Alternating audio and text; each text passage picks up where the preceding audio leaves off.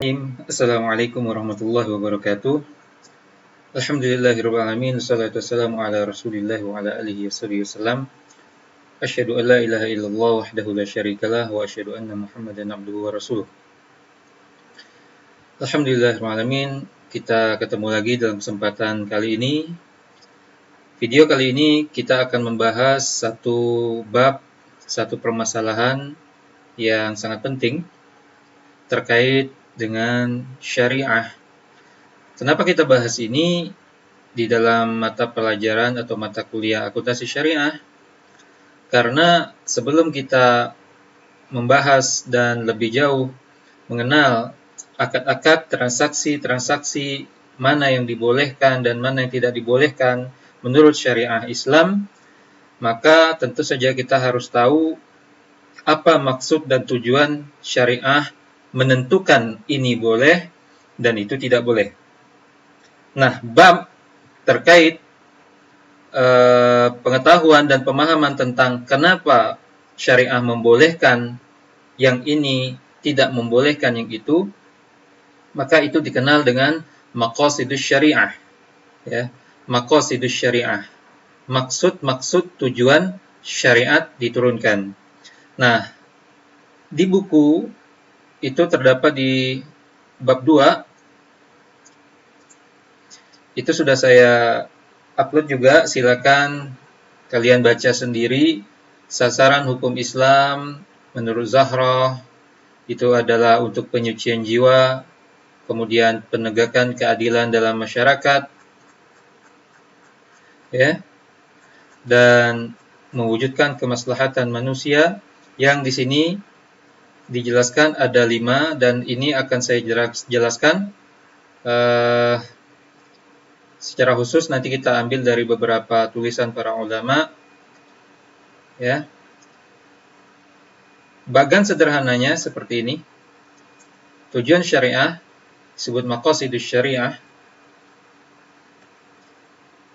Itu ada 5, yaitu untuk menjaga 5 hal. Untuk memelihara harta, memelihara akal, memelihara keturunan, memelihara jiwa, dan memelihara agama. Semua ini,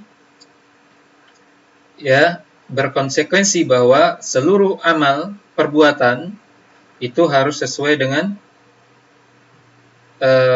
maqasidus syariah yang 5 ini. Semuanya bertujuan untuk memelihara 5 hal ini secara khusus. Sehingga ini mencakup semua kegiatan, aktivitas seperti muamalah, ya, ibadah, hak-hak khusus, hak-hak umum, masyarakat umum, ekonomi, politik, ya, interaksi antara sesama manusia, pernikahan, ya, dan semuanya. Nah, kita akan bahas satu persatu secara lebih detail. Ya, saya akan ambil dari terbitan edaran yang dikeluarkan oleh Kerajaan Saudi Arabia, Maqasidus Syariah Al-Islamiyah, ya, tujuan syariat Islam, yang diterbitkan oleh Yayasan Wakaf, ya, negara Saudi Arabia, yang memiliki 22 lembar. Ya. Di sini diawali dengan pertanyaan, Madza nuqsadu bil maqasid? Apa yang dimaksud dengan maqasid? Maqasid itu jamak dari maksud. Ya, maksud itu yang ditujukan. Dan itu sudah diadopsi dalam bahasa Indonesia, maksud. Maksud tujuanmu apa? Nah, gitu. Ya, maksud jamaknya, maksud-maksud itu maqasid. Ya, al-maqasid. Tujuan-tujuan. Apa yang dimaksud dengan maqasid? Ya, secara istilah, maka yang dimaksud dengan maqasidus syariah, tujuan-tujuan syariah, ya, itu adalah tujuan-tujuan yang diharapkan atau yang ditujukan, ya, al-'ammah merupakan sasaran-sasaran umum yang syariat tersebut berusaha untuk merealisasikannya. Tas'a syari'atu ila tahqiqiha fi hayatin nas, dalam kehidupan manusia. Jadi yang dimaksud dengan maqasidus syariah itu dimutlakkan secara umum sebagai sasaran-sasaran umum yang memang syariah tersebut usahakan untuk merealisasikannya dalam kehidupan manusia. Dan juga bisa dimaksudkan dengan al-ahdaf, sasaran-sasaran khusus, bukan hanya umum tapi juga khusus yang disyariatkan atau diperintahkan untuk dijalankan untuk merealisasikan setiap sasaran-sasaran khusus tersebut. Contohnya hukum-hukum yang sifatnya juga khusus. Ya, itu yang dimaksud dengan maqasid syariah. Nah, kalau seperti itu, sekarang kita bahas aqsamul maqasid fi syariatil islamiyah. Apa saja jenis-jenis maqasid, ya, tujuan diturunkannya syariah Islamiyah itu, ya, ada dua. Yang pertama ini salah nih tulisannya nih, ya. Atau boleh al-maqsad kalau dia tunggal. Al-maqsadul 'am, tujuan umum, itu yang pertama. Yang kedua, maqasid al-khassa, tujuan-tujuan yang sifatnya khusus. Kita bahas yang pertama.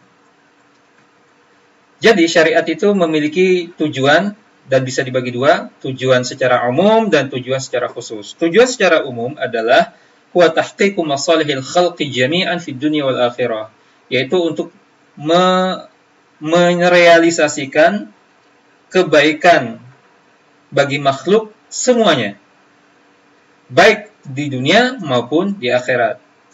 Ya. Dan untuk merealisasikannya ini melalui sejumlah hukum-hukum syariah Islam. Jadi Allah menurunkan syariat ini bukan untuk mencelakakan makhluk, bukan untuk menyusahkan kita. Tapi justru Allah menurunkan syariat ini karena kasih sayang dan karena cinta Allah kepada makhluk. Ya, sehingga Allah turunkan ajaran ini, hukum-hukum yang ada dalam hukum Islam ini sebagai masalih, kebaikan makhluk semuanya, baik untuk dunia kita, kemaslahatan kita di dunia maupun untuk akhirat kita nanti. Nah, untuk merealisasikan itu Allah turunkan aturan-aturan yang dinamakan syariah Islamiyah. Makanya syariat Islam apabila memang diterapkan, apabila kita amalkan dan kita terapkan dalam kehidupan kita, maka kehidupan kita di dunia maupun di akhirat akan baik, insya Allah. Itu dia secara umum. Ya. Nah, sebelum kita masuk ke maksud yang kedua, kita bahas sedikit tentang maksud secara umum ini. Saya ambil dari kitab Al-Qawaidul Fiqhiyah, ya, kaidah-kaidah fikih yang ditulis oleh al-ulama Syekh Muhammad bin Shalih Al-Utsaimin rahimahullah ta'ala, seorang ulama besar di Arab Saudi. Kita ambil satu atau dua kaidah yang terkait dengan pembahasan kita sekarang. Ya, ini dia. Al-Qaidatul Ula dan Al-Qaidatul Tsaniyah. Ini pendek saja karena dia dalam bentuk syair. Ya. Ad-din ja'a li sa'adatil bashar. Agama Islam ini datang untuk membahagiakan manusia, untuk kebahagiaan manusia. Itu kaidah yang pertama. Yang kedua, la darar wa la dirar. Tidak boleh memudaratkan, mencelakakan diri sendiri, dan tidak boleh juga memudaratkan atau mencelakakan orang lain. Kita lihat, ini halaman 19, maka kita langsung loncat ke halaman 19. Oke. Ini dia kaidah yang pertama. Kata beliau dalam bentuk syair, perhatikan ini. Ad-dinu ja'a li sa'adatil bashar wal intifa'i syar'i anhum wad darar. Nah, itu dia sajaknya. Ad-din, agama ini, ja'a, datang, li sa'adatil bashar, untuk atau demi kebahagiaan manusia. Wal intifa'i syar'i, dan supaya bisa mencegah keburukan anhum dari mereka, wad-darar dan bahaya. Ya, maksudnya dan juga untuk mencegah, menghalau dari mereka itu keburukan dan kemudorotan, ya, bahaya. Nah, ini adalah kaidah pertama dalam kitab ini yang kita harus memahaminya. Ad-din yang dimaksud di sini adalah agama Islam. Ja'a li sa'adatil bashar, datang agama Islam itu untuk membahagiakan manusia, ya. Kita udah tahu as-sa'adah, kebahagiaan adalah lawannya kecelakaan. Wal bashar di sini al-insan, yaitu manusia. Karena Nabi Shallallahu alaihi wasallam diutus kepada manusia kafah, semuanya.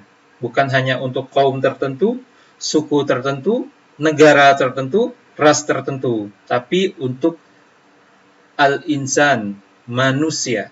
Jadi Rasulullah yang datang diutus oleh Allah dengan membawa syariat Islam ini diutus untuk semua manusia, bukan hanya orang Arab.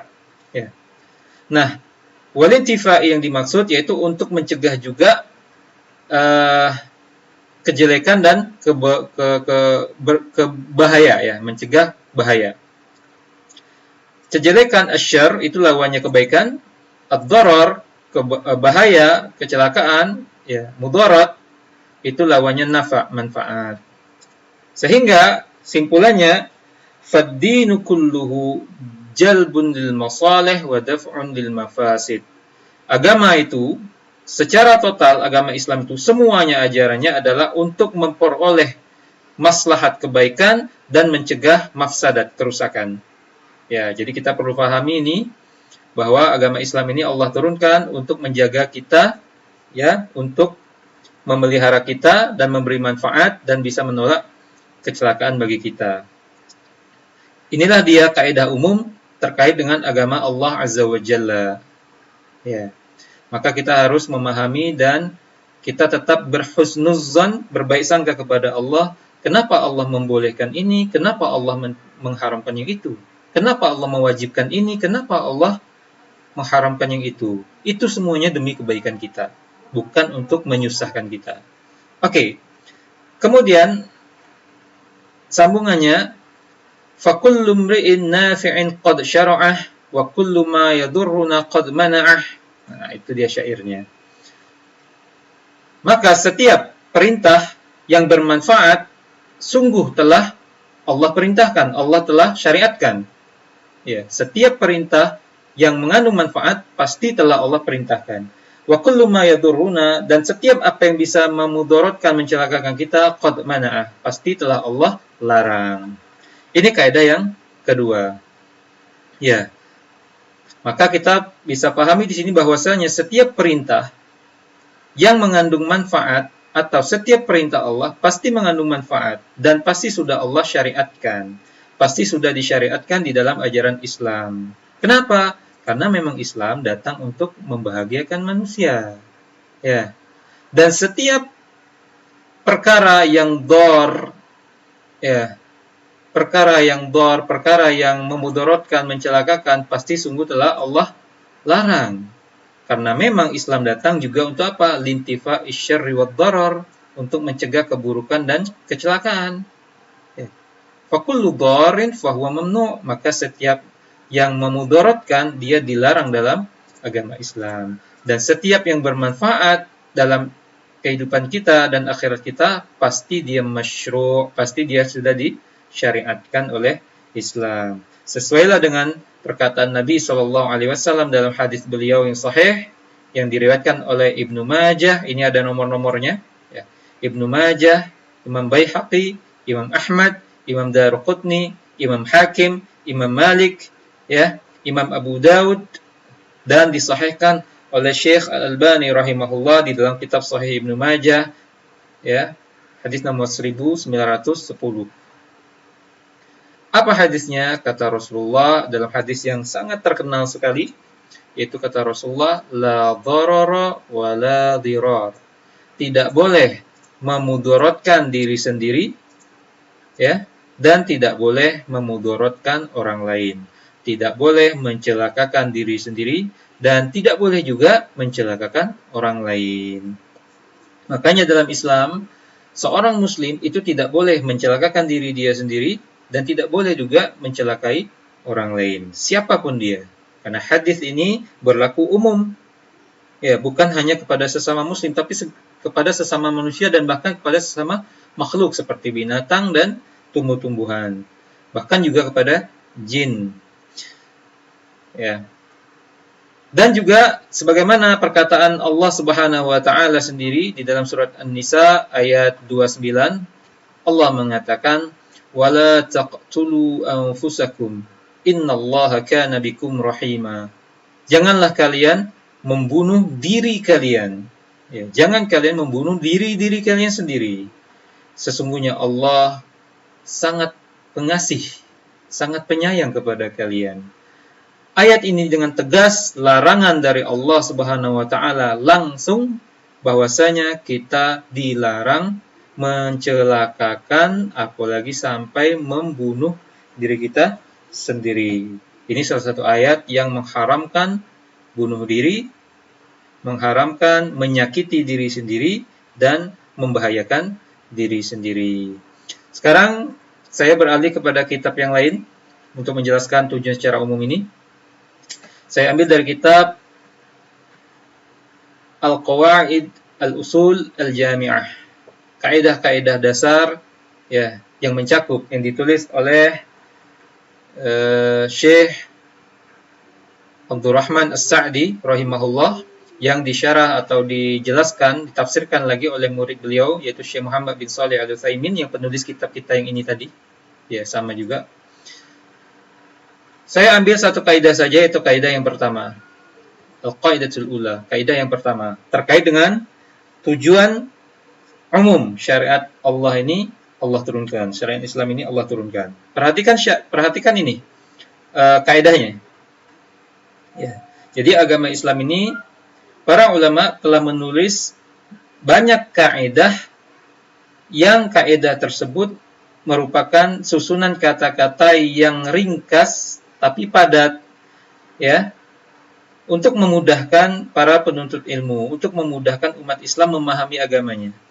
Jadi kaidah-kaidah ini ringkas, mudah dihafal, mudah difahami, dan ini merupakan intisari dari banyak dalil Al-Quran dan hadis dipadatkan, jadi inilah dia kesimpulannya. Nah, itulah maksud kaidah itu. Nah, kaidah yang pertama dalam kitab ini, Syekh Abdurrahman As-Sa'di menuliskan, Asy-syari' la ya'muru illa bima maslahatuhu khalisatan aw rajihatan wa la yanha illa 'amma mafsadatuhu khalisatun aw rajihatun. Ya. Asy-syari'u, sang pembuat syariat yaitu Allah Subhanahu wa taala, la ya'muru, tidaklah memerintahkan, illa bima maslahatuhu khalisah, kecuali Allah perintahkan itu sesuatu yang maslahatnya murni. Murni mengandung maslahat kebaikan semuanya. Au rajihah, atau maslahatnya lebih banyak daripada mudaratnya. Jadi Allah Subhanahu wa taala tidaklah memerintahkan sesuatu kecuali sesuatu itu pasti mengandung murni maslahat tulen 100%, kebaikan 100%, atau rajihah, ada maslahat kebaikan, ada juga bahayanya, mudaratnya, tapi maslahatnya lebih besar daripada bahayanya. Itulah istilah rajihah yang dimaksud. Jadi maslahat 100%, kebaikan 100%, atau bercampur antara kebaikan dengan bahaya, tapi kebaikannya masih lebih besar daripada bahaya, maka itu nama rajihah. Nah, jadi yang Allah perintahkan pasti mengandung kalau yang murni kebaikan semua atau kebaikannya lebih besar. Gitu. Wala yanha illa amma mafsadatuhu khalisah wa rajihah. Dan tidaklah Allah melarang sesuatu kecuali sesuatu tersebut merupakan kerusakan murni 100%, atau dia bercampur antara kebaikan dan kerusakan, tapi kerusakannya memang lebih besar sehingga tetap dilarang. Ya, itu kaidah pertama. Dari sini sebenarnya kita udah paham bahwa memang syariat Islam yang Allah turunkan ini untuk maslahat kita, baik itu maslahat tulen atau campur antara maslahat kebaikan dan kejelekan, tapi maslahatnya lebih baik, lebih besar. Atau Allah juga melarang sesuatu karena sesuatu tersebut pasti 100% jelek, atau bercampur antara kejelekan dan kebaikan, tapi ternyata kejelekannya lebih besar, makanya tetap dilarang. Itu dia kaidah yang pertama. Nah, kaidah ini mencakup semua bagian-bagian dari syariat Islam. Ya, tidak ada yang luput sedikit pun dari hukum-hukum Islam terkait kaidah ini. Seluruh hukum Islam pasti untuk tujuan ini. Ya, baik itu terkait dengan hukum-hukum dasar al-usul seperti akidah. Kenapa Allah memerintahkan kita akidah seperti ini, seperti itu? Ya, pasti untuk kebaikan kita dan untuk menjauhi kejelekan dari kita. Maupun furu' masalah fikih, kenapa kita harus sholat, kenapa sholatnya harus subuh, zuhur, dan seterusnya, caranya seperti itu, kenapa harus zakat, puasa, kenapa harus zikir, dan sebagainya, semuanya pasti mengandung kebaikan. Dan juga, ini juga mencakup hal-hal yang terkait dengan hak-hak Allah, ibadah kita kepada Allah, maupun hak-hak kita kepada hamba-hamba Allah yang lain, seperti manusia, binatang, tumbuhan yang lain selain kita. Pasti syariat-syariat yang turun, hukum-hukum Islam yang turun terkait dengan interaksi ini, semuanya berkisar untuk tujuan kaidah ini. Allah mengatakan di dalam surat An-Nahl ayat 90, Allah mengatakan, A'udzubillahi minasyaitonirrajim, Innallaha ya'muru bil 'adli wal ihsan wa ita'i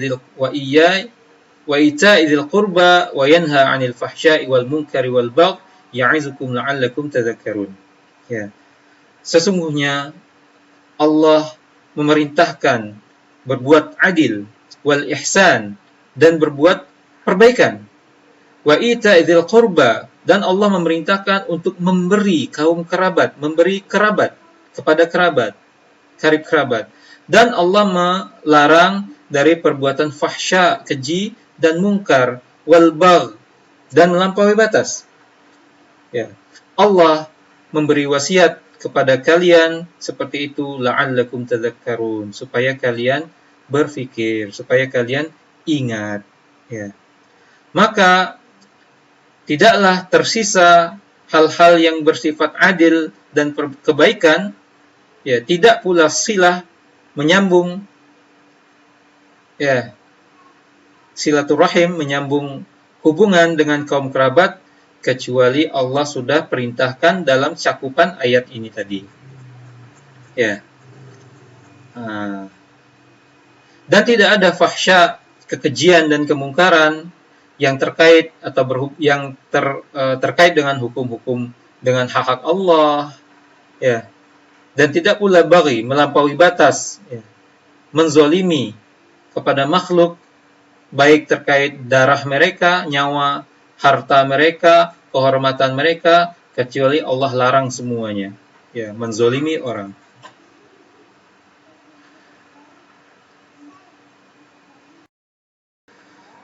Maka Allah menasihatkan hamba-hambanya dari kalangan manusia dan jin untuk mengingat apa yang ada dalam perintah, ya, dalam ayat ini, ya, kebaikan-kebaikannya dan manfaat-manfaatnya, maka lakukanlah. Dan mengingatkan mereka terhadap larangan-larangannya dari kejelekan dan bahaya, maka jauhilah. Allah mengatakan di dalam surat Al-A'raf ayat 29, Qul amara rabbi bil qist. Katakanlah wahai Muhammad kepada mereka, Rabbku telah memerintahkan dengan keadilan. Wa aqimu wujuhakum 'inda kulli masjid, dan tegakkanlah, hadapkanlah wajah-wajah kalian 'inda kulli masjid, pada setiap tempat sujud. Setiap kalian sujud, ya, hadapkanlah kepada Allah murni ketika kalian salat sujud. Wad'uhu mukhlishina lahuddin, dan serulah, ya, berdoalah kepada Allah dengan ikhlas, memurnikan, ya, keikhlasan dalam agama, bukan dikandung syirik, ya, tidak berdoa juga kepada orang lain, nabi, malaikat, manusia, wali dan sebagainya. Murni berdoa kepada Allah saja, ikhlas. Kama bada'akum ta'udun, sebagaimana Allah dahulu memulai penciptaan kalian, ta'udun, begitu juga kalian kembali, seperti itu juga. Mudah bagi Allah. Ya. Maka ayat ini yang barusan ini telah menggabungkan dasar-dasar yang diperintahkan, ya, dan menerangkan dan mengingatkan akan kebaikannya, sebagaimana ayat tersebut setelahnya juga menggabungkan hal-hal yang diharamkan. Ya, tadi Al-A'raf ayat 29. Sambungannya beberapa ayat setelahnya itu Al-A'raf ayat 33. Kita lihat dulu, betulkah Al-A'raf tadi? Iya, Al-A'raf ayat 29. Maka sambungannya terkait dengan hal yang Allah haramkan. Al-A'raf ayat 33. Allah mengatakan, "Qul innama harrama rabbiyal fawahisha ma zahara minha wa ma batan." Katakanlah wahai Muhammad, sesungguhnya atau hanya saja Rabbku mengharamkan al-fawahish, perbuatan-perbuatan kotor, keji. Baik itu zahara minha, baik itu yang terang-terangan, wa ma batan, maupun yang tersembunyi, semuanya diharamkan oleh Allah Subhanahu wa taala. Wal itsma, dan perbuatan dosa. Wal baghya bighairil haqq, ya, dan melampaui batas, menzalimi orang lain tanpa alasan yang benar. Ya, tanpa hujjah yang benar, tanpa dasar yang benar, itu diharamkan oleh Allah. Ya. Wa an tusyriku billah ma lam yunazzil bihi sultana, dan Allah haramkan juga kalian menyekutukan Allah, mensyarikatkan Allah, menjadikan sekutu, melakukan syirik kepada Allah yang hal tersebut tidak pernah Allah berikan hujjah, turunkan keterangan tentang itu. Semuanya murni karangan manusia. Ya, tidak pernah Allah bolehkan. Allah haramkan itu. Kemudian apa lagi yang Allah haramkan yang lebih tinggi lagi? Wa an taqulu 'alallahi ma la ta'lamun. Ya. Dan Allah mengharamkan kalian berkata atas nama Allah, berbohong atas nama Allah dengan tanpa ilmu. Ya, dengan tanpa ilmu.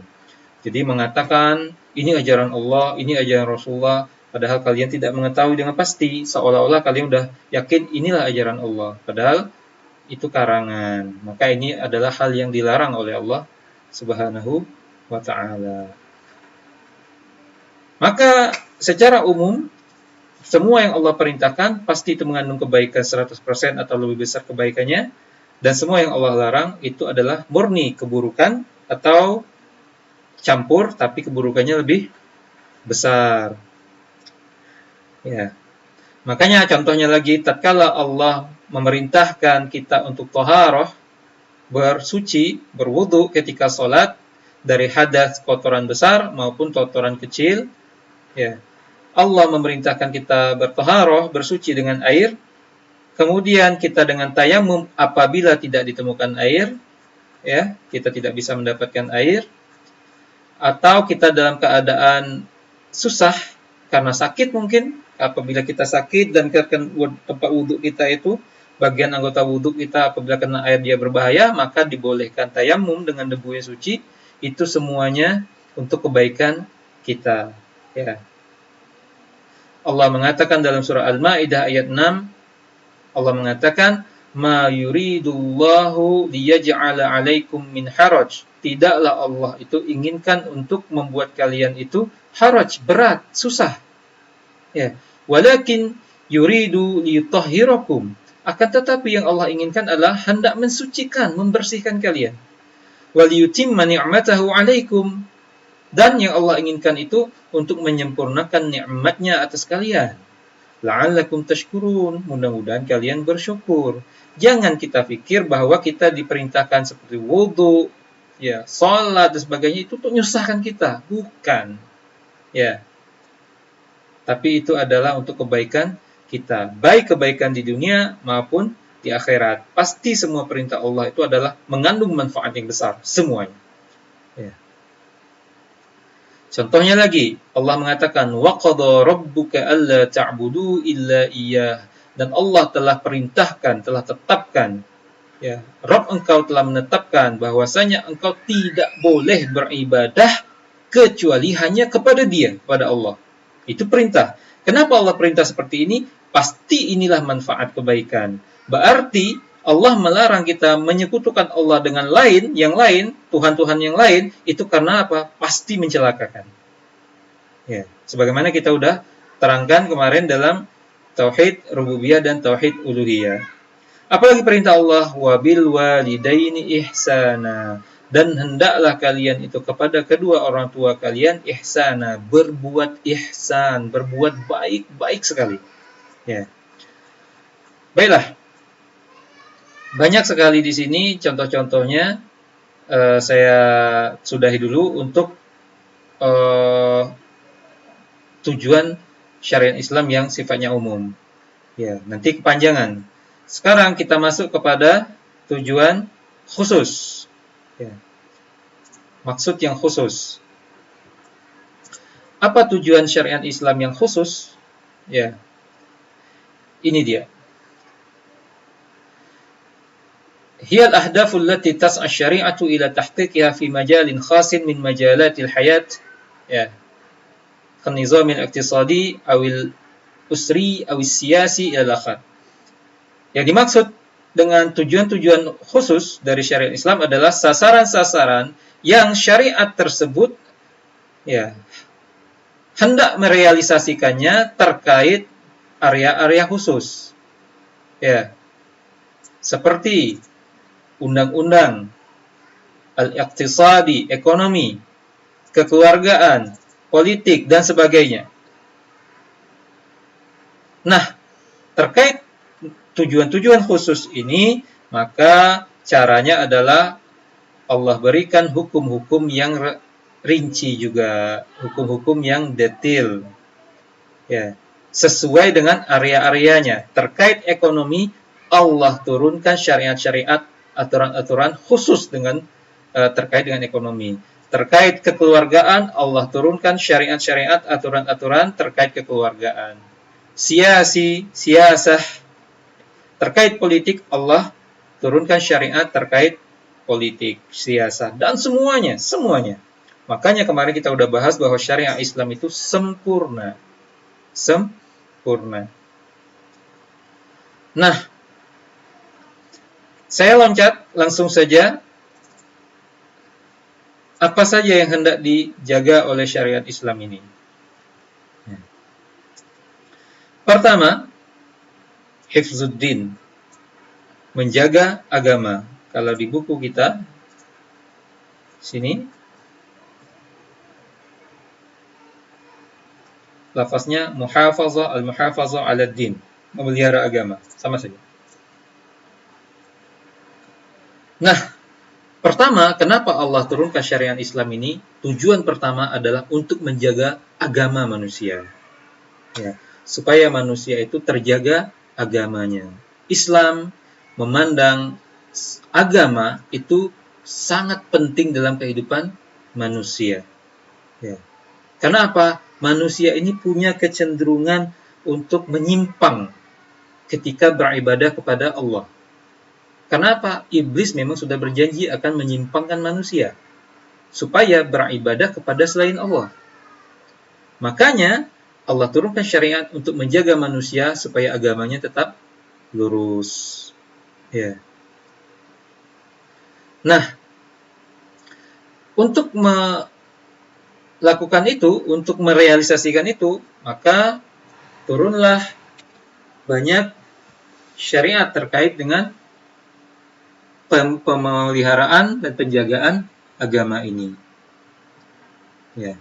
Allah mengatakan dalam Al-Quran, ya di sini di kitab ini tidak disebutkan surah dan ayatnya, kita bisa cari sendiri di dalam Al-Quran karena ini lafaznya kan jelas, bisa di search ya. Fa'aqim wajhaka lid-dini hanifa, hadapkanlah wajahmu kepada agama yang lurus ini. Ya. Fitratullah, inilah dia fitrah Allah. Ya. Yang Allah ciptakan kalian di atasnya. Sebagaimana kalian Allah ciptakan dari awal, sudah memiliki fitrah kepada agama yang lurus ini, allati fataran nas 'alaiha, yang telah Allah ciptakan manusia berada di atas fitrah yang lurus itu. La tabdila li khalqillah, tidak ada perubahan dalam penciptaan Allah. Semua manusia Allah ciptakan lurus di atas fitrahnya. Ya, tidak pernah ada Allah ubah dari awal sudah menyimpang. Tidak. Nanti setelah dia sudah dewasa, maka orang tuanya lah yang menyimpangkan dia, pemahamannya, dia ke agama apa, dia pemahamannya bagaimana. Dzalika ad-dinul qayyim, itulah dia agama yang lurus. Ya, agama Islam. Walakinna aktsaran nasi la ya'lamun. Akan tetapi kebanyakan manusia tidak faham, tidak mengetahui. Nah, ya, banyak wasilah-wasilah, sarana-sarana, syariat-syariat yang Allah turunkan untuk menjaga agama ini. Kita contohkan. Ya.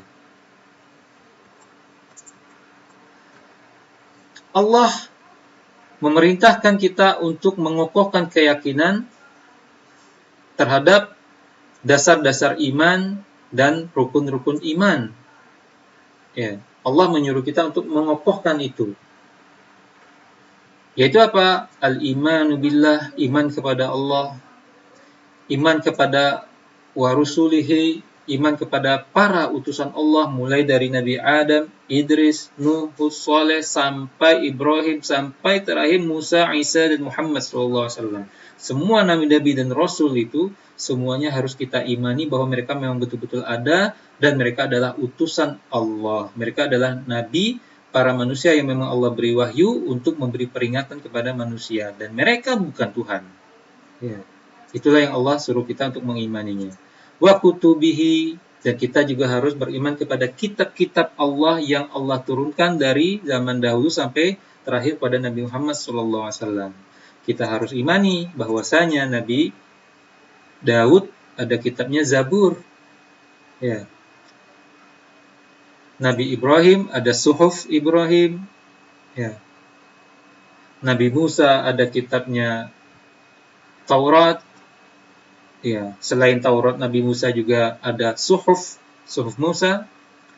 Ya, kitab itu terjilid, kalau Suhuf dia dalam lembaran-lembaran. Kita juga harus mengimani bahwasanya Nabi Isa pernah Allah turunkan kitab yang namanya Injil. Ya. Dan kita harus mengimani bahwa Nabi Muhammad SAW Allah turunkan kitab yang namanya Al-Quran. Dan kita juga harus mengimani malaikat Allah, bahwasanya Allah memiliki makhluk-makhluk yang tercipta dari cahaya yang dinamakan dengan malaikah, yang mereka itu adalah hamba-hamba Allah yang saleh dan taat kepada Allah, melakukan apapun perintah Allah dan memiliki tugas masing-masing selain manusia dan jin. Wal yaumil akhir, kita juga harus mengimani adanya hari kiamat, bahwasanya seluruh alam ini akan binasa, ya, dan akan dikembalikan kepada Allah untuk mempertanggungjawabkan amalannya di dunia. Maka wahai kita semua, beramallah yang baik dan jauhilah amalan yang buruk. Dan kita juga harus mengimani wal qadar khairi wa syarri. Takdir Allah, ketentuan Allah, ketetapan Allah, apakah itu baik ataupun buruk, itu semuanya sudah ditetapkan oleh Allah. Nah, ini salah satu syariat, aturan yang Allah turunkan supaya menjaga iman kita, menjaga agama kita, yaitu apa? Kita disuruh untuk mempelajari dan mengokohkan dasar-dasar iman, rukun iman ini. Allah mengatakan dalam surah Al-Baqarah, "Amanar rasulu bima unzila ilaihi mir rabbih." Ya. Rasul telah beriman dengan apa yang diturunkan kepadanya dari Rabb-nya. Wal mu'minun, demikian juga orang-orang yang beriman yang lain, kaum mukminin. Kullun amana billah, semuanya beriman kepada Allah, wa malaikatihi wa kutubihi wa rusuli, dan beriman kepada malaikat-malaikatnya, kitab-kitabnya dan rasul-rasulnya. La nufarriqu baina ahadim min rusuli. Kita tidaklah membedakan satupun, tidak membedakan satu dengan yang lain di antara para rasul tersebut. Maksudnya apa? Umat Islam, ya, sesuai dengan ajaran Al-Quran ini, kita diperintahkan untuk tidak membeda-bedakan para rasul. Maksudnya tidak membeda-bedakan sini adalah apa? Kita mengimani semuanya bahwa mereka itu semuanya adalah manusia yang Allah istimewakan dan Allah muliakan dengan wahyu dan Allah utus sebagai utusan Allah. Tidak ada satupun yang kita ingkari. Kalau kita ada mengingkari satu saja, maka sama saja kita mengingkari seluruh nabi. Kenapa? Karena yang dibawa oleh mereka adalah satu, yaitu apa? akidah yang sama, yaitu seruan untuk beribadah hanya kepada Allah satu-satunya. Maka kalau ada di kalangan umat Islam mengingkari bahwa Musa itu bukan nabi dah tuh, atau Isa itu bukan nabi itu, maka dia sama saja dengan mengingkari Nabi Muhammad juga nabi. Walaupun dia ngaku kalau Nabi Muhammad nabi, tidak urusan. Kenapa? Kalau dia mengakui Nabi Muhammad sebagai nabi, tapi tidak mengakui Nabi Isa, Nabi Musa, atau nabi yang lain, Nabi Ibrahim sebagai nabi, salah satu saja, maka sama saja dia mengingkari Nabi Muhammad juga sebagai nabi. Karena apa? Mereka semua membawa kalimat yang satu, yaitu la ilaha illallah. Maka tidak ada agama satupun di dunia ini yang mengakui seluruh nabi kecuali Islam. Sedangkan agama lain pasti ada mengingkari salah satu nabi yang lain. Pasti. Dalam Islam itu dilarang. Dalam Islam diperintahkan untuk mengimani seluruh nabi dan rasul. Makanya Allah mengatakan la nufarriqu baina ahadin min rusul. Kita tidak membeda-bedakan para rasul itu antara satu dengan yang lain. Semuanya dianggap rasul. Harus kita yakini itu. Ya. Allah mengatakan, ya ayyuhalladzina amanu aminu billahi wa rasulih.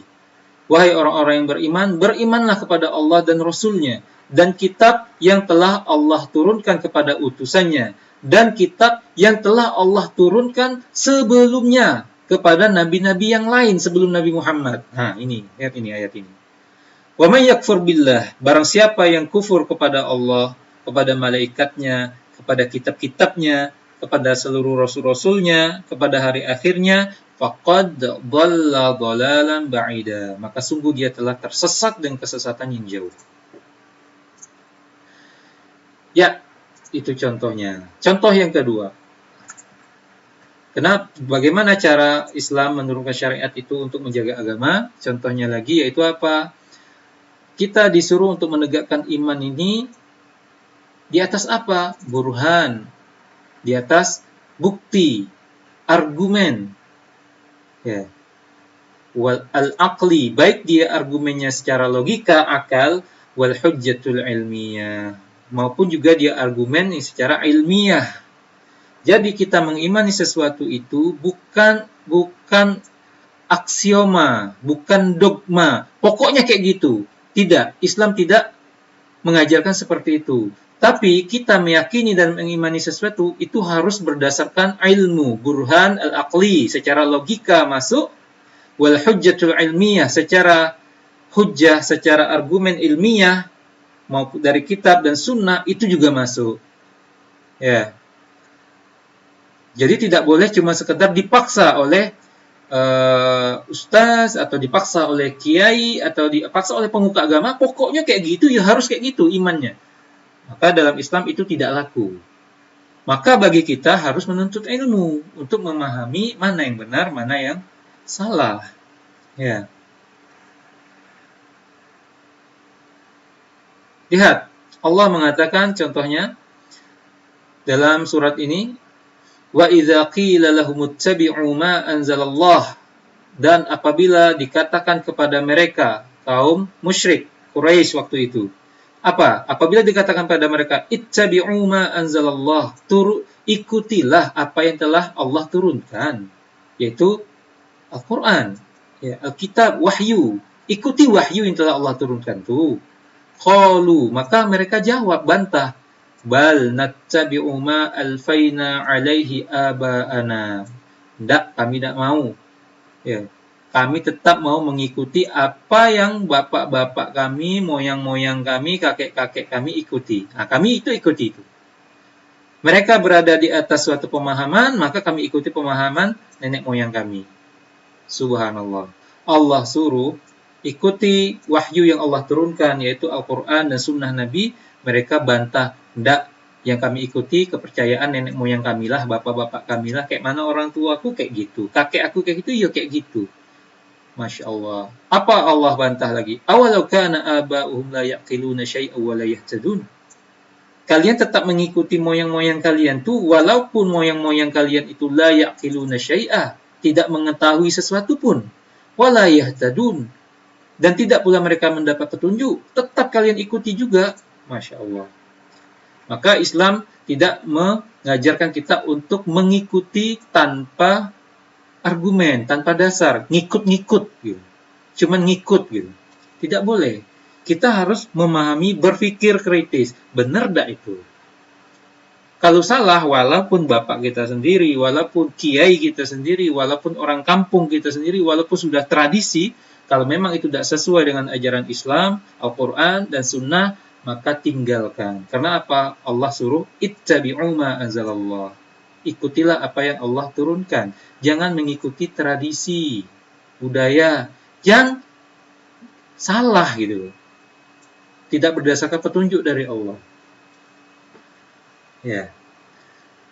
Ya, saya lewatkan untuk pemeliharaan agama, itu contoh-contohnya bahwa beberapa syariat yang Allah turunkan untuk menjaga agama. Kita disuruh beriman itu dengan ilmu, berarti kita harus belajar, ya. Bukan hanya ikut-ikutan, supaya agama kita lurus. Oke.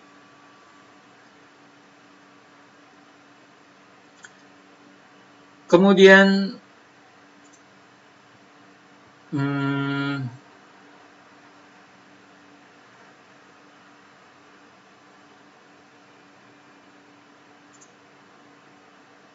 oke.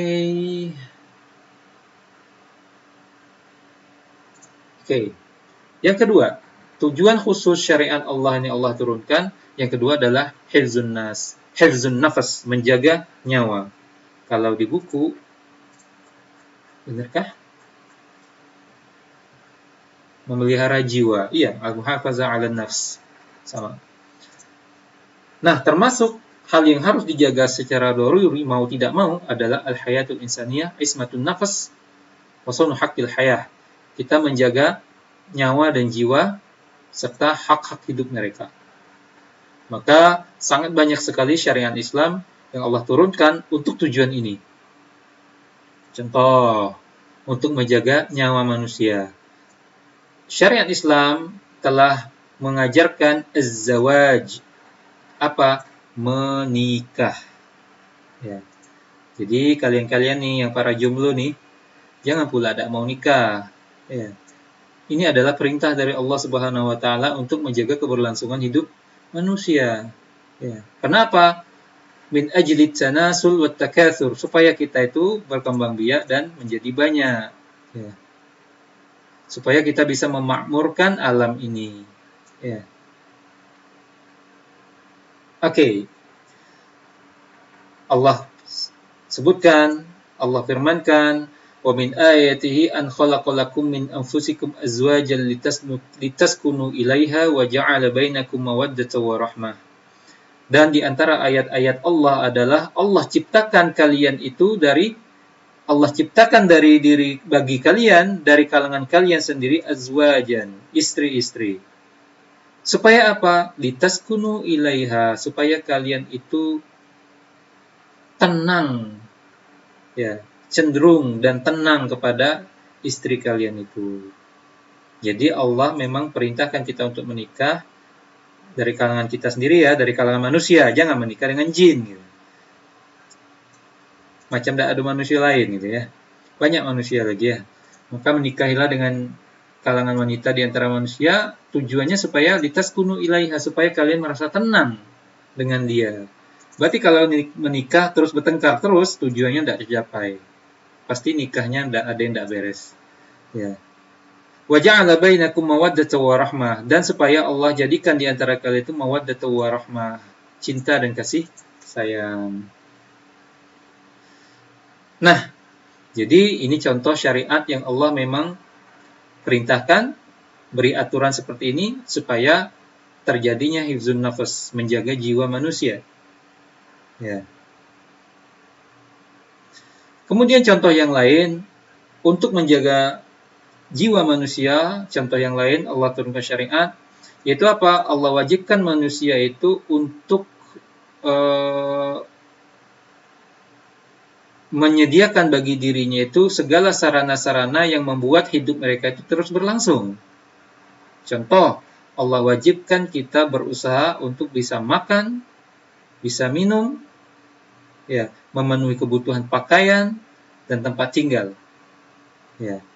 Jadi Allah memerintahkan kita berusaha supaya kita bisa makan, minum, berpakaian, ya, dan punya tempat tinggal. Karena ini adalah hal-hal yang kita butuhkan untuk keberlangsungan hidup jiwa kita.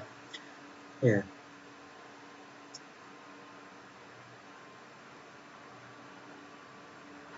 Oke. Kemudian contoh lagi.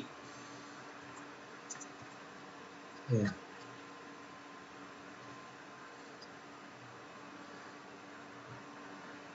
Allah mewajibkan suatu negara ya untuk mendirikan lembaga-lembaga yang menjamin keamanan umum maupun menjaga keamanan secara pribadi masyarakat. Contoh, membuat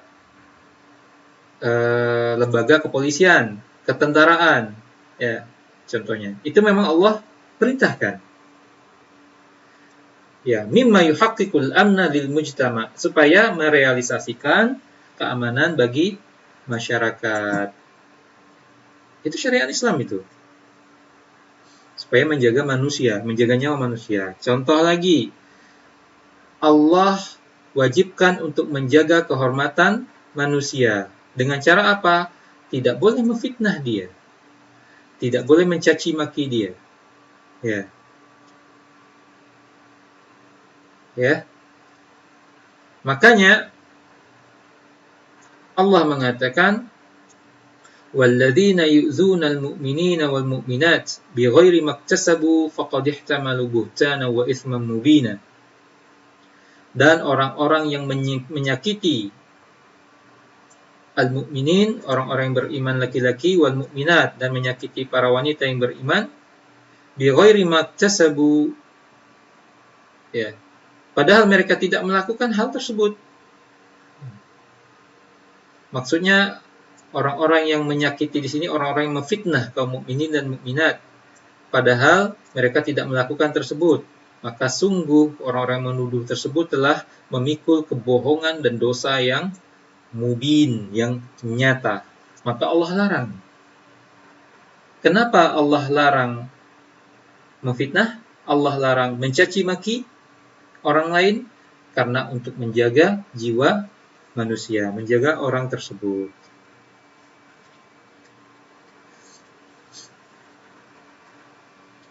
Contoh lagi, syariat Allah yang menunjukkan bahwa Allah ingin menjaga nyawa manusia, jiwa manusia. Yaitu Allah turunkan syariat terkait keringanan. Keringanan dalam suatu hukum karena sebab ada uzur-uzur atau alasan-alasan kondisi tertentu yang hal tersebut, kondisi dia itu menyusahkan dia sehingga bisa membahayakan dia kalau syariat tersebut dilakukan. Apa itu? Contoh, fitur fi Ramadan bisa babil marad was safar. Contohnya, bolehnya kita tidak puasa pada bulan Ramadan gara-gara kita lagi sakit. Misalkan kita sakit, kita butuh minum obat, atau tubuh kita butuh makanan pada saat tersebut, maka pada saat bulan Ramadan yang wajib puasa, itu Allah beri keringanan, dibolehkan tidak berpuasa, dan akan dibayar nanti ketika sudah sehat di luar bulan puasa. Juga sebab yang lain, safar, dalam perjalanan. Kita tahu bahwa perjalanan itu menyusahkan, walaupun dengan naik pesawat juga, tetap menyusahkan. Andaikan tidak pun, ya alhamdulillah. Tapi Allah tetap berikan keringanan bagi orang yang sedang dalam perjalanan, boleh tidak berpuasa. Tapi tetap dibayar nanti. Di luar bulan puasanya bayar. Gitu. Contoh lagi, wa qasrus shalah fis safar. Allah beri keringanan untuk meringkas salat ketika kita sedang bepergian. Ini sangat terasa ini. Ya, mengqasar, meringkas salat. Salat yang jumlah rakaatnya 4 itu boleh kita ringkas jadi 2 saja. Itu adalah keringanan dari Allah. Ini kenapa Allah turunkan syariat seperti ini, keringanan ini, untuk menjaga jiwa manusia. Contoh lagi, Allah haramkan qatlun nafs, harramal islamu qatlan nafsi. Ya. Allah haramkan manusia itu membunuh jiwa. Nah, jadi membunuh itu diharamkan dalam Islam.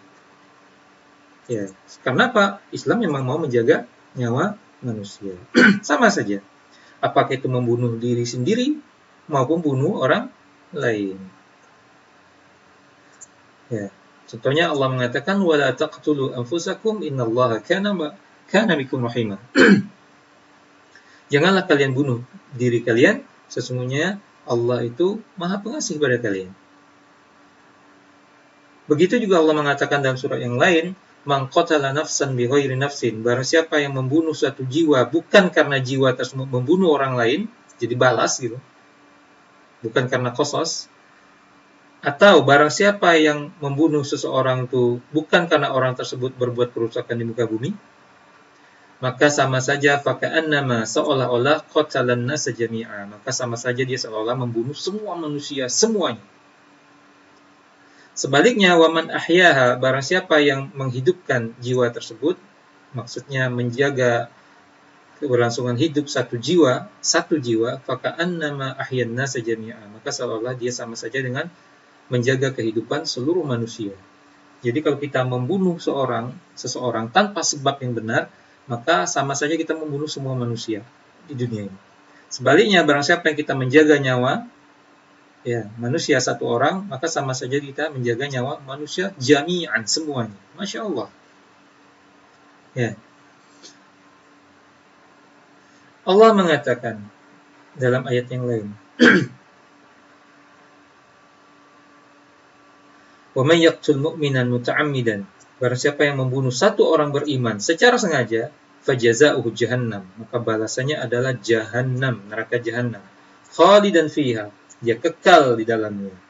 Wa ghadiballahu alaihi, kemurkaan Allah atas dia, wa la'anahu, dan Allah kutuk dia, Allah laknat dia, wa a'adda lahu 'adzaban 'azima, dan Allah janjikan untuk dia azab yang besar. Itu berat ini permasalahan bunuh-membunuh ini. Tiba-tiba sekarang ada orang yang membunuh orang lain dengan alasan jihad. Masya Allah.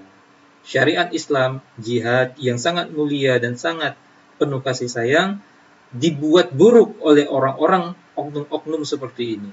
Seenaknya dia membunuh. Baik yang dia bunuh itu orang Islam juga, orang non-Islam juga, semuanya dia bunuh. Dia tidak tedeng aling-aling.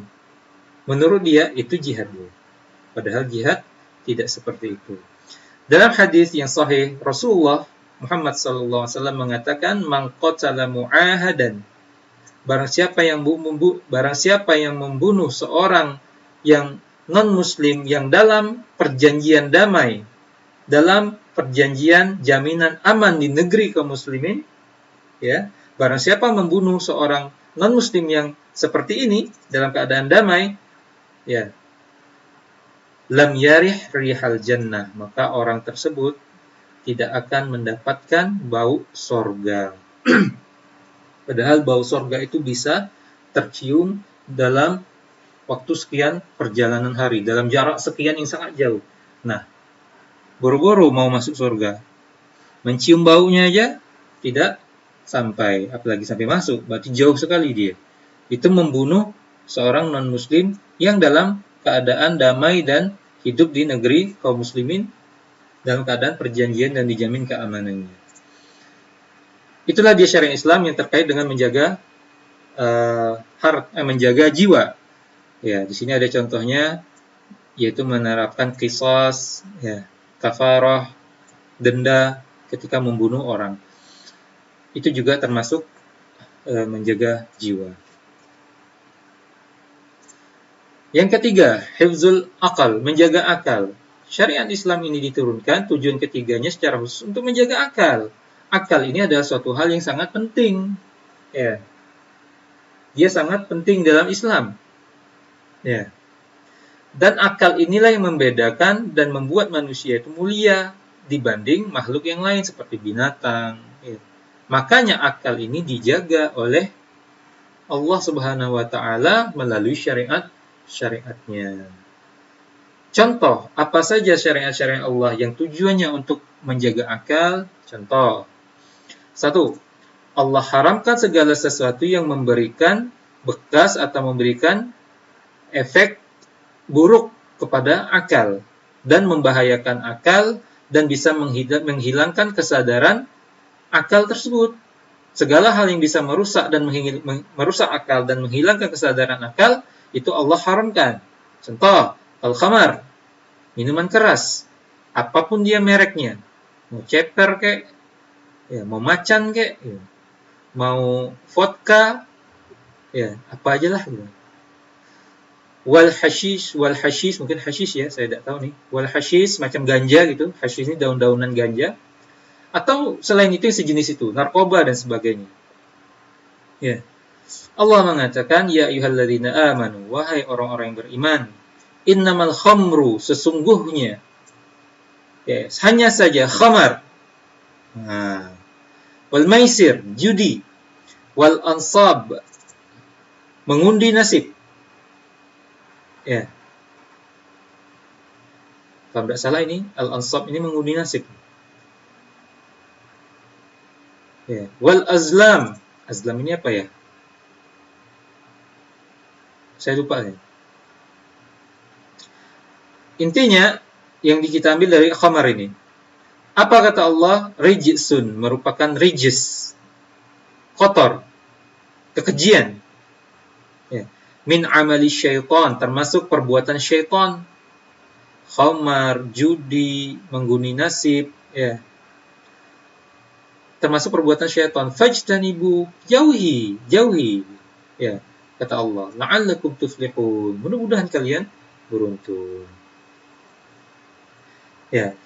Contoh syariat yang lain itu menjaga akal, yaitu Allah berikan hukuman kepada orang pemabuk, hukuman kepada orang-orang yang menyebarkan minuman-minuman keras. Contoh lagi,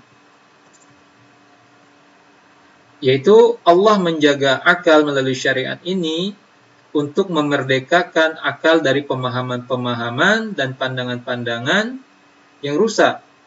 Ya, maka itu Allah beri kemerdekaan kepada akal untuk memahami, untuk berilmu dan mengikuti bukti.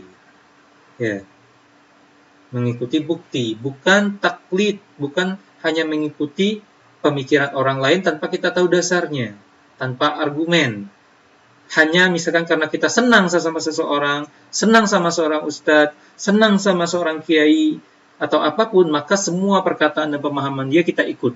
Padahal kita tidak tahu, benar atau enggak gitu. Itu tidak boleh.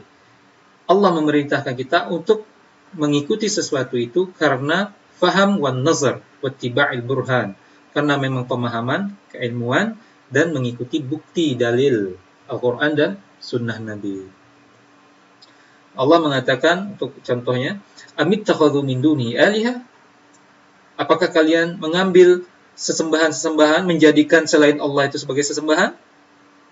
Qul hatu burhanakum, maka katakan wahai Muhammad, datangkan bukti kalian kalau memang yang kalian sembah itu Tuhan. Gitu. Kepada kaum musyrikin waktu itu.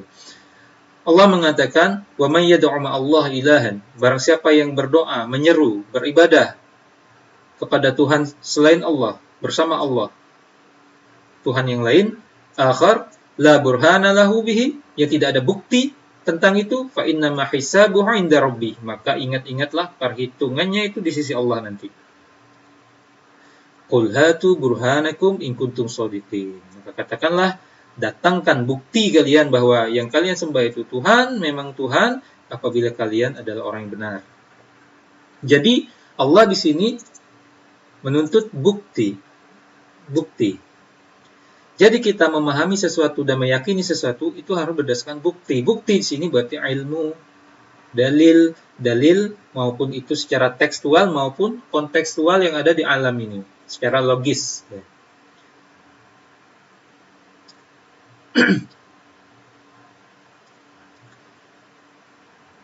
Oke. Contoh lagi dalam menjaga akal, ya.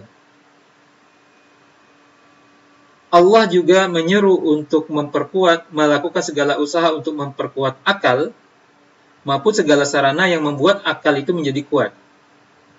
Ya, contoh memperkuat jisim. Ya, memperkuat fisik. Karena itu ya berkaitan dengan akal juga.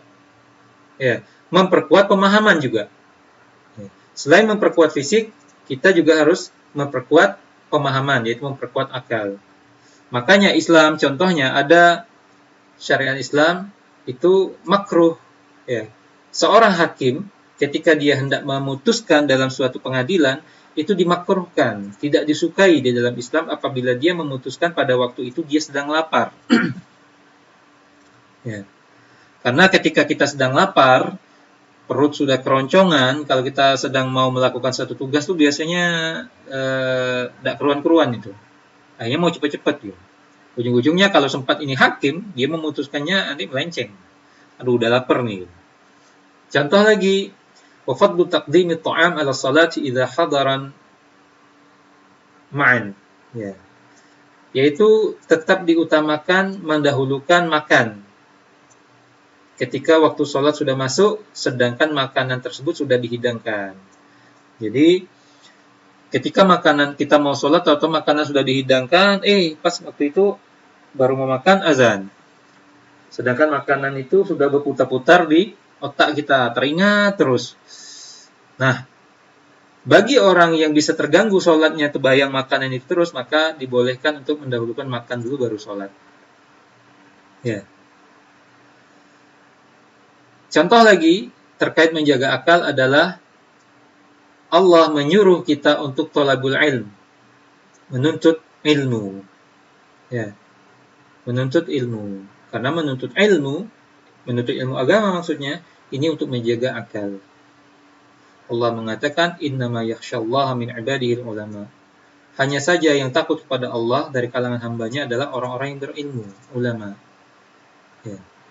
Yang bisa takut kepada Allah dengan takut yang sebenarnya, sehingga dia taat kepada Allah, perintah Allah, dan menjauhi larangan Allah, itu kalau dia berilmu. Kalau tidak berilmu, ya tidak. Bagaimana pula dia mau taat kepada Allah, menjauhi larangan Allah, kalau dia tidak tahu mana yang perintah, mana yang larangan. Orang yang tidak berilmu, kadang-kadang betapa banyak yang dilarang Allah, dia sangka boleh. Yang Allah perintahkan, malah tidak dilakukan. Kenapa? Karena dia tidak tahu. Ya. Allah mengatakan, waqur rabbi zidna ilma. Wahai katakanlah kalian semua manusia, Rabbi, wahai Rabbku, tambahlah padaku ilmu. Berarti kan memang Allah suruh kita untuk menuntut ilmu dan minta tambahan ilmu.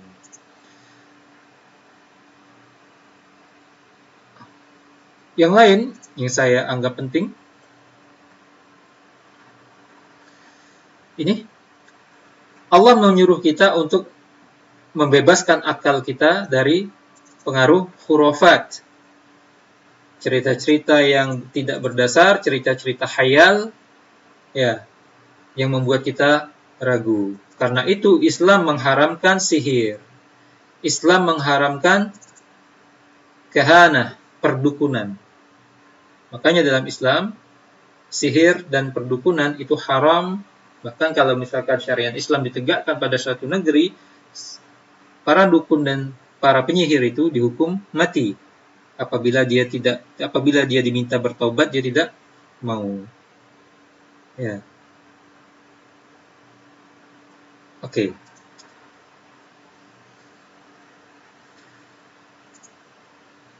Oke, saya lewatkan. Nah, nomor 4, tujuan khusus yang keempat syariat Islamnya adalah hifzun nasl, menjaga nasl. Apa ya naslnya? Semacam turunan gitu, keturunan. Kita lihat kalau di buku ini. Menjaga keturunan. Iya benar, menjaga keturunan. Menjaga nasab maksudnya. Ya. Jadi, syariat Islam ini Allah turunkan juga untuk menjaga nasab, keturunan, dan menjaga nasab, garis keturunan. Supaya tidak rusak. Contohnya, Allah mensyariatkan zawaj. Ya. Allah mensyariatkan menikah. Ya. Kemudian Allah memerintahkan orang tua untuk mendidik anaknya supaya keturunannya terjaga dan memenuhi kebutuhan mereka. Ya.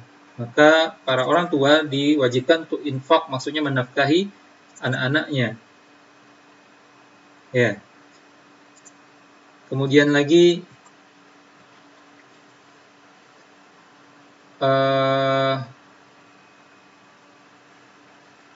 saya lihat dulu mana yang penting. Allah turunkan syariat untuk menjaga interaksi antara laki-laki dan perempuan. Nah, ini penting nih, apalagi untuk kalangan mahasiswa nih. Nah, dengerin ya. Allah menurunkan syariat-syariat terkait interaksi antara laki-laki dan wanita. Ya. Terkait dengan interaksi, dengan adab-adab, akhlak, ya. Yang itu mengandung terrealisasinya sasaran-sasaran ya syariat Islam, yaitu menjaga keturunan. Ya. Contohnya apa syariatnya? Ghaddul basar. Allah mewajibkan ghaddul basar, menundukkan pandangan bagi laki-laki ketika melihat wanita. Jadi sebenarnya dalam Islam itu disyariatkan dan diperintahkan laki-laki itu untuk menundukkan pandangannya ketika melihat wanita. Sebaliknya juga wanita itu menundukkan pandangannya ketika melihat laki-laki lain, ya, melihat laki-laki yang bukan mahram. Supaya apa? Ini memutus jalan kepada perbuatan dosa.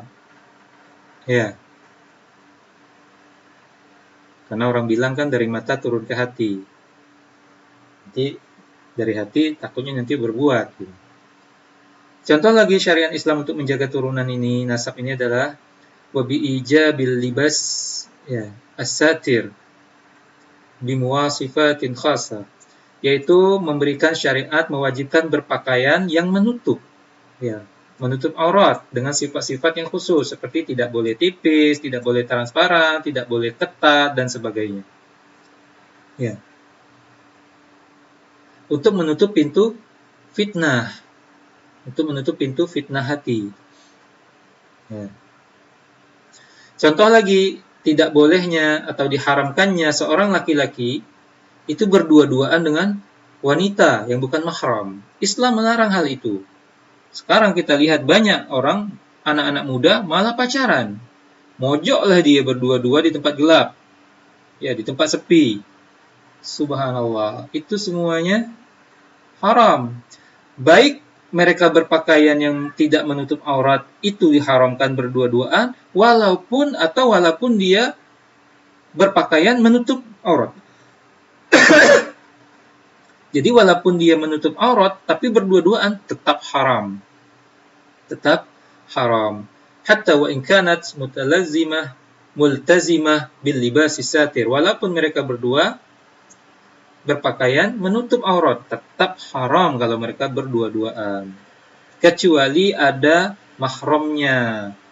Ya, kecuali ada bapaknya atau kakaknya yang laki-laki, maka boleh. Itu dengan tujuan kondisi dan kebutuhan. Contoh lagi, dan misalkan contohnya bagi rumah di dalam Islam itu ada kehormatan. Ya, ada hal yang harus dihormati berkait dengan rumah. Yaitu contohnya la yajuzu dukhuluha duna isti'zan ashabiha wassalamu alaihim. Tidak boleh kita itu masuk ke suatu rumah tanpa minta izin pemiliknya dan tanpa mengucapkan salam. Ya, kita ini sering kadang mentang-mentang rumah kawan langsung masuk aja, dugar masuk gitu. Mentang-mentang apa? Kawan juga gitu. Tante aku juga kenal juga sama tante tuh. Udah biasa aku masuk rumah dia tuh. Gitu. Biasa baik. Tidak boleh. Ya, dalam Islam ada adabnya. Ini untuk menjaga nasab keturunan. Karena apa? Kita tidak tahu penghuni rumah sedang berpakaian bagaimana, sedang ngapain dan sebagainya. Kita harus minta izin.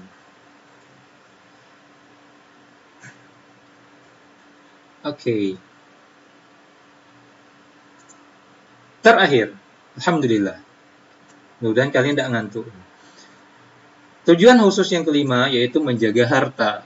Nah, sebagaimana tujuan-tujuan yang lain, Allah juga menurunkan syariat Islam karena untuk menjaga harta. Ya.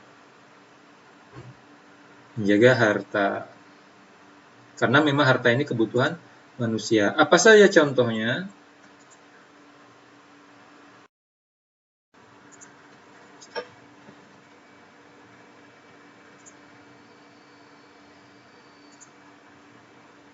Oke,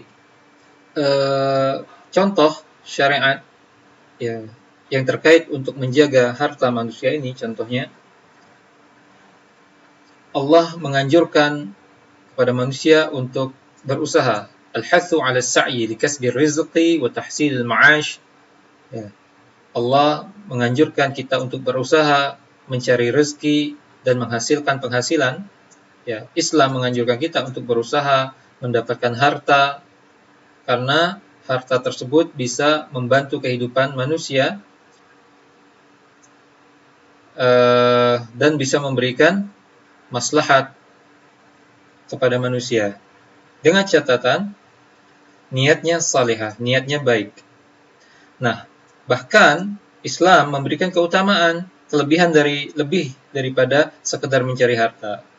Ya. Idza tawafaratin niyyah salihah wa kana minat turuqil mubahah, apabila dia itu tidak diikuti dengan niat yang salihah, niat yang baik, maka dia murni sesuatu yang mubah saja, dolehkan. Ya. Akan tetapi apabila dibarengi dengan niat yang baik, maka dia dihitung dalam Islam itu sebagai ibadah juga dan sebagai jalan untuk mendekat kepada Allah Subhanahu wa taala. Jadi sesuatu mencari nafkah itu adalah sesuatu yang mubah, boleh hukumnya, tidak berpahala, tidak berdosa, tetapi kalau diniatkan dengan niat yang baik ya untuk menafkahi keluarga, untuk menghidupi anak-anak, untuk membantu orang tua dan sebagainya, maka Allah hitung dia sebagai ibadah dan mendekatkan diri kepada Allah, berarti berpahala. Ya, itulah dia. Allah mengatakan, "Huwallazi ja'ala lakumul arda dhalulan famshu fi manakibiha wa kulu min rizqih." Dialah Allah yang telah menciptakan bagi kalian bumi, ya, yang tunduk, terhentang luas, terbentang luas untuk kalian, tunduk pada kalian, famshu fi manakibiha. Maka kalian berjalanlah di jalur-jalurnya, berjalanlah di jalan-jalan di atas bumi tersebut. Wa kulu min rizqi, dan makanlah dari rezekinya Allah Subhanahu wa taala. Allah mengatakan fa idza qudiyatis salatu fantashiru fil ardi wabtaghu min fadlillah. Apabila salat telah ditegakkan, telah selesai dikerjakan, maka jangan kalian duduk-duduk, jangan kalian tidur-tiduran. Apa yang disuruh oleh Allah? Fantashiru fil ard. Maka bertebaranlah kalian di muka bumi, wabtaghu min fadlillah, dan carilah rezeki keutamaan dari Allah Subhanahu wa taala. Ya. Kemudian contohnya juga Allah itu kadang menghitung dalam syariat Islam itu amalan bukan secara nampak zahirnya saja, tapi kadang lebih daripada kadar amalnya itu. Ya. Nampak zahirnya amalan seperti itu, tapi kadang-kadang dinilai oleh Allah lebih dari itu. Rasulullah SAW mengatakan, "Ma akala ahadun ta'aman qattun khairan min amali yadihi wa inna nabiyallah Dawud kana ya'kulu min amali yadihi." Ya. Apa yang dimakan oleh seseorang ya, dari suatu makanan itu tidak ada yang lebih baik daripada makanan yang dia dapatkan dengan usaha dia sendiri. Jadi tidak ada yang dimakan oleh seseorang itu yang lebih baik melebihi makanan yang dia dapatkan dari tangan dia sendiri, yang dia kerja sendiri, bukan minta, bukan dikasih. Dan sesungguhnya Nabi Allah Dawud, Nabi Daud, subhanallah, Nabi Daud, seorang nabi besar, ya, raja, kana ya'kulu min amali yadihi. Dia makan dari makanan yang dia hasilkan dari tangan dia sendiri. Ya, haditsun sahih. Betapa banyak kita makan tapi dikasih orang. Ya. Oke.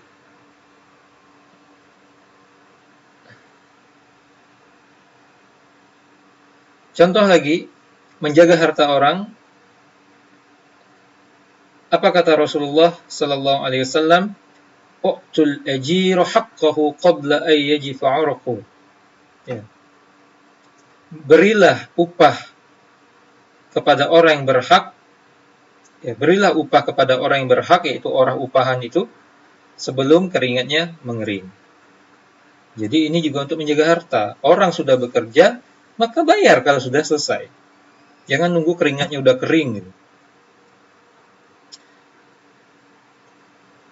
Contoh lagi, Rasulullah SAW mengatakan dalam hadis qudsi, Allah mengatakan, ada 3 golongan yang aku merupakan musuh 3 golongan ini pada hari kiamat. Ada 3 golongan manusia yang merupakan aku musuhnya nanti di hari kiamat. Wah, Masya Allah. Mudah-mudahan kita tidak termasuk dari yang 3 ini. Apa kata Allah? Pertama, rajulun aqtabi thumma ghadar. Seorang yang bersumpah atas namaku, berjanji dengan menggunakan namaku, nama Allah, kemudian dia ingkar. Ini nanti di hari kiamat akan jadi musuh Allah. Jadi wahai kalian semua, untuk diri kita sendiri semua, jangan biasakan mudah, oh ini wallahi, demi Allah aku gini, demi Allah aku gitu, nanti aku ini pastilah, demi Allah. Mudah sekali dia bersumpah atas nama Allah, padahal dia sudah berniat untuk mengingkarinya. Atau dia tidak tahu bahwa dia sanggup untuk menepati janji tersebut atau tidak. Maka hindari itu. Jangan termudah-mudah, jangan bermudah-mudah bersumpah atas nama Allah. Kemudian, warajulun ba'a hurran fa'akala thamanahu.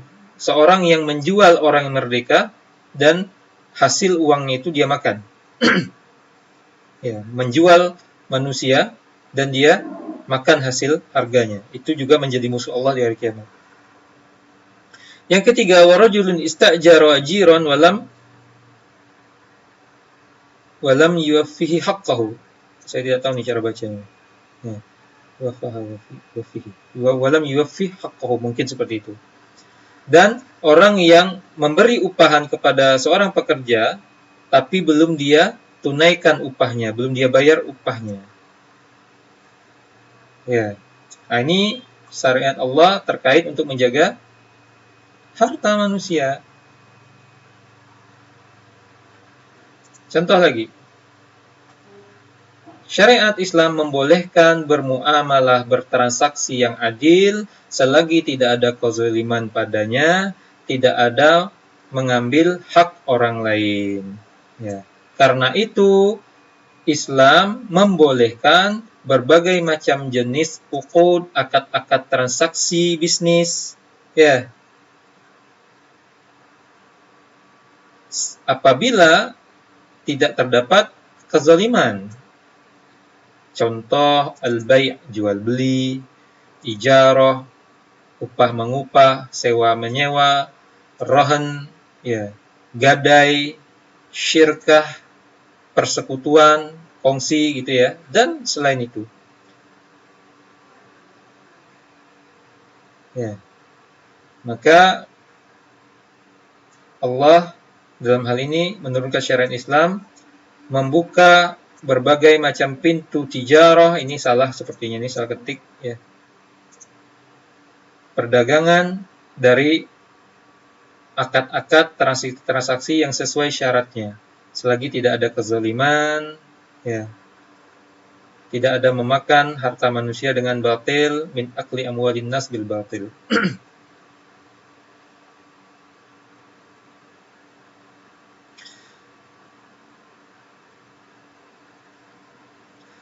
Kemudian karena itu juga Allah mengharamkan mengambil harta dengan cara yang tidak disyariatkan yang bisa membahayakan orang lain. Contohnya riba. Maka Allah haramkan riba. Allah mengatakan wa ahallallahu al-bai'a wa harrama riba, dan Allah halalkan jual beli dan Allah haramkan riba. Wala ta'kulu amwalakum bainakum bil batil. Jangan kalian saling memakan harta di antara kalian dengan cara yang batil.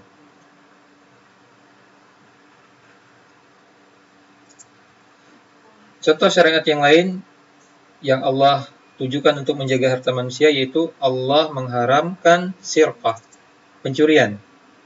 Ya. Kemudian begal, ya. Menyergap untuk mengambil harta. Ya. Dan ada hukumannya. Allah mengatakan wasariq, dan pencuri laki-laki, wasariqah, pencuri wanita, faqta'u aydiyahuma, maka potonglah tangan mereka. Itu hukumannya. Rasulullah SAW mengatakan, kullul muslim alal muslim haram. Setiap muslim terhadap muslim yang lain haram darahnya, tidak boleh menyakiti dia, wa maluhu, tidak boleh mengambil harta dia, haram hartanya, wa irduhu, haram juga kehormatannya untuk disakiti. Contoh lagi, Allah mengharamkan membelanjakan harta di jalan yang tidak disyariatkan. Ini juga untuk menjaga harta. Yang Allah suruh adalah menginfakkan atau membelanjakan harta di jalan kebaikan. Ya. Ini sesuai dengan kaidah-kaidah undang-undang perekonomian Islam. Bahwasanya al-mal, harta itu adalah harta Allah. Sedangkan manusia pribadi itu bergonta-ganti memiliki harta tersebut dan hanya wakil saja. Ketika dia mati, harta tersebut akan berpindah tangan. Allah mengatakan, wa anfiqu mimma ja'alakum mustakhlafina fihi. Maka infakkanlah dari apa-apa yang Allah jadikan di tangan kalian itu saling bergonta-ganti. Ya.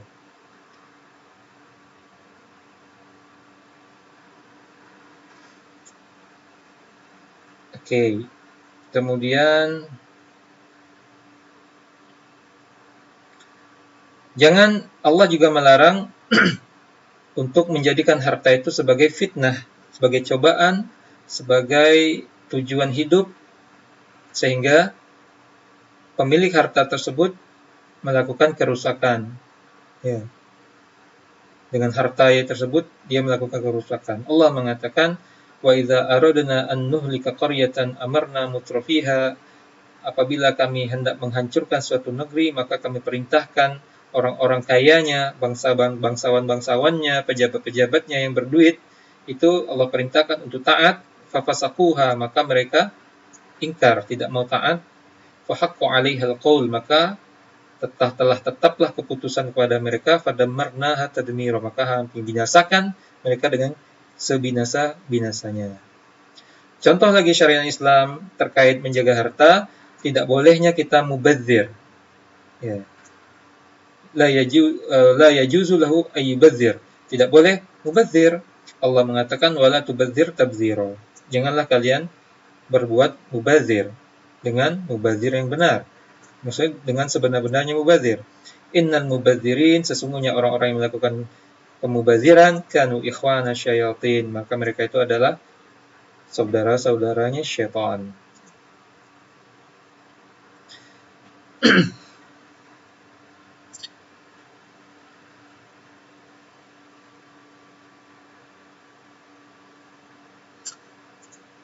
Oke.